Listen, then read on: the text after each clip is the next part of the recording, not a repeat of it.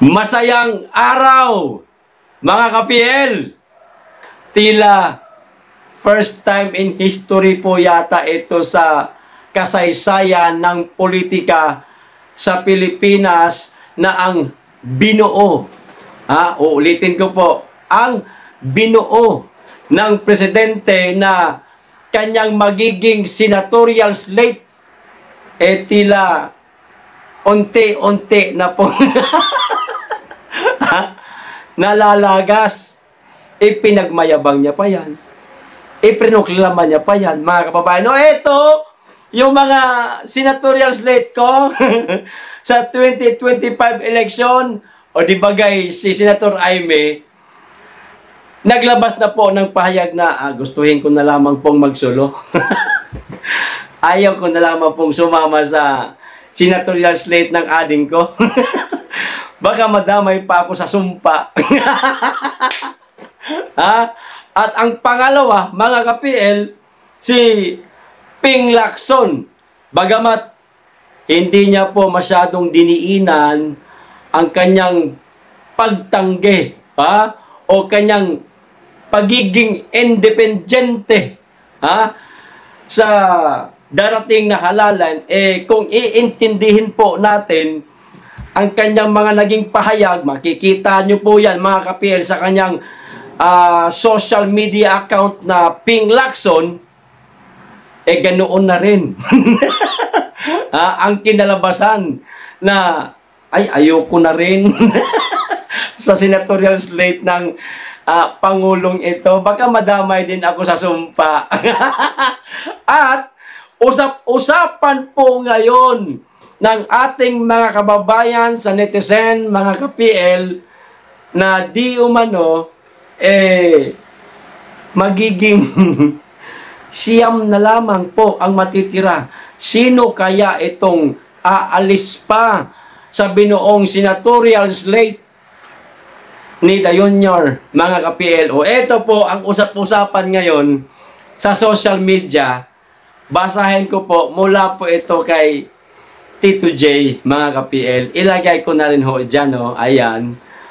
Ang sabi ho dito, Team Bangag update. 2 days before COC filing, sa petsa 1 na ho, magsisimula, mga kababayan.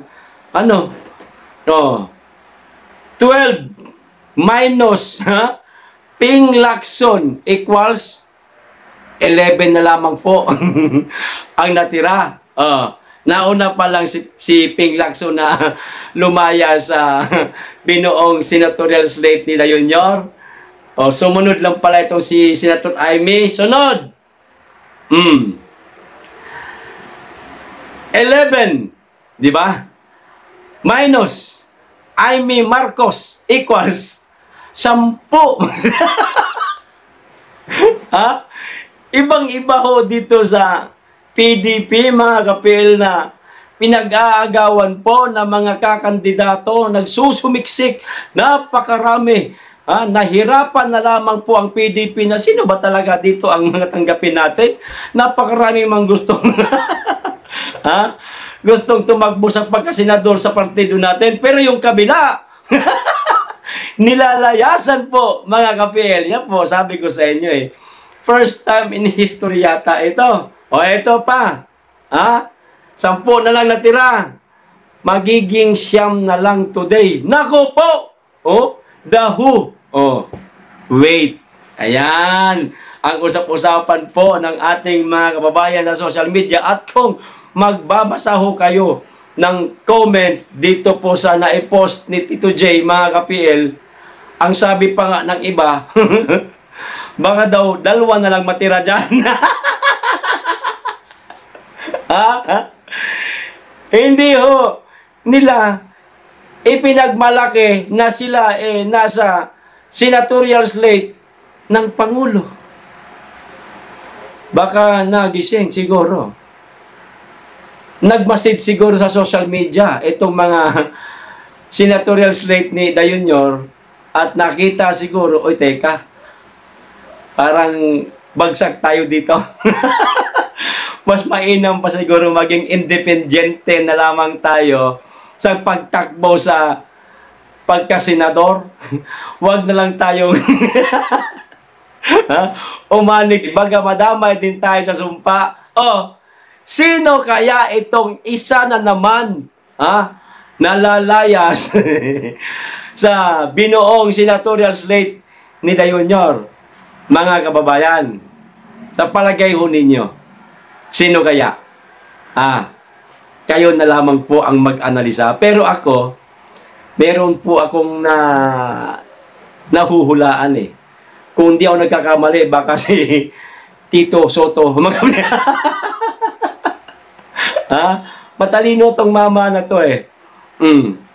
Aalis din yan.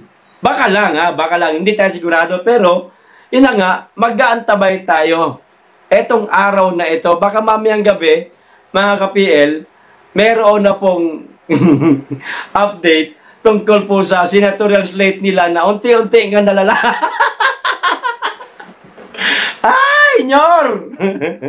Inaayawan ka ng mga senatorial slate mo. Nilalayasan ka.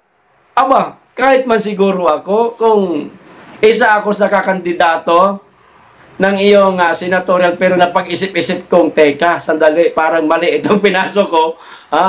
Napunta yata ako sa grupo ng mga sindikato. Di ba? Mga kababayan, hindi po katulad dito, ayan Partido Demokratiko Pilipino o PDP, mga kababayan. Ang daming gustong maging senatorial slate. Ang problema, nahihirapan na ho sila kung sino po ang tatanggapin nila. Kawawa naman itong mga gustong manalo, no? Gustong tumakbo sa pagkasenador sa partido na gamit nila ang PDP. Better luck next time na lamang. Yung mga mapapalad naman na mapipili ng PDP na kakandidato sa pagkasenador, congrats in advance sa inyo mga madam at sir. Dahil ang lahat ng DDS sa buong mundo, mapa-OFW man o hindi, siguradong iboboto ho kayo. Straight ho yan. Straight ho yan. Kasi nadala na ang taong bayan sa mga pa-uni team ni Da Junior, mga bumuo ka pa ng senatorial slate mo. Ang ganda pa ng inyong event. At di umano'y napakalaki daw pala ng gastos noon, mga kababayan. Pero sabay nagsilayasan na. Nyor, inaayawan ka na. Mga kilalang tao yan, mga umayaw sa'yo. Napag-isip-isip nila na, mali itong pinasok ko. Hindi ito para sa paglilingkod ng bayan, kundi para ito sa pangsisindikato. Joke lang man yan, mga ka-PL. Okay, kaya, mga kababayan, malapit na po ang filing. Pag-antabay po tayo sa mga magpa-file po ng kanilang kandidatura. Ayan. At ibibigay po namin sa inyo ang lahat ng detalye dahil paparoon po tayo sa Maynila, mga kababayan, para ibigay ko po sa inyo ang mga update tungkol ho dito. Okay? Pag-usapan na rin po natin itong kay BP Sara. Itong pagpapatato ni BP Sara, mga ka-PL, kay Apo Wang Udna. Ang totoo, hindi naman talaga ito ang kanyang totoong pakay o kanyang dahilan para pumunta doon sa Kalinga, Buscana ba yun? Kundi, silipin po yung mga kababayan natin naroon na kamusta na sila. At kung meron man siyang may bibigay na tulong, kung ano man ang kinakailangan ng ating mga kababayan doon sa Kalinga, ibibigay niya.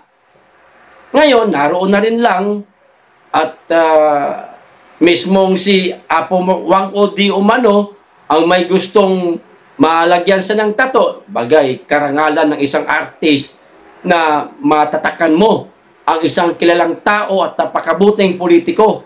Ayun, nagpatato na rin ang ating pangalawang Pangulo. Ngayon, ang daming hanas nitong mga anti-Duterte, mga ka-PL, para sa kanila daw. Ang pagkakaroon daw ng isang tato, tila masamang tao daw, teka. Napakaraming may tato na mabubuting tao naman at tunay na maglingkod sa bayan, lalo na ito mga Duterte. Wala tayong nasilip na mga korupsyon, lalong-lalo na dito sa Davao, at ganoon na rin sa administrasyon ni Tatay Digong. Wala. Wala kang ang tato, bangag ka naman. Wala kang ang tato. Laganap naman ng korupsyon. At higit sa lahat, wala kang ang tato. Sa panahon na ikaw ang Pangulo, napakarami ng missing na mga kabataan, mga kababayan. Lumaganap na naman ang pulburon sa Pilipinas. Sa panahon ni Tatay Digong, palamura. May tato din yun, dito maliit lang. Pero kamusta? Kumpara natin ito ngayon sa panahon ni Tatay Digong. Di ho ba? Yan po ang sinasabi ng mga anti-Duterte. Ang pagkakaroon daw ng tato, basihan daw yun ng pagiging isang masama na tao. May tato man po. Tapos masama na ba tayo nito? Ay nako. Pag nalang ho tayo magmayabang, mga kababayan, maraming tao nakakaalam kung sino-sino po ang mga tinulungan ko at kayo na lamang pong humusga, mga ka-PL, dito sa mga nagsilayasan po ng mga senatorial slate ni Da Junior. Ano ho ang inyong masasabi tungkol dyan? Paki-comment, hanggang dito lang. Maraming salamat. Pag-iingat tayong lagi at higit sa lahat, mahalin natin ang Pilipinas. Be blessed.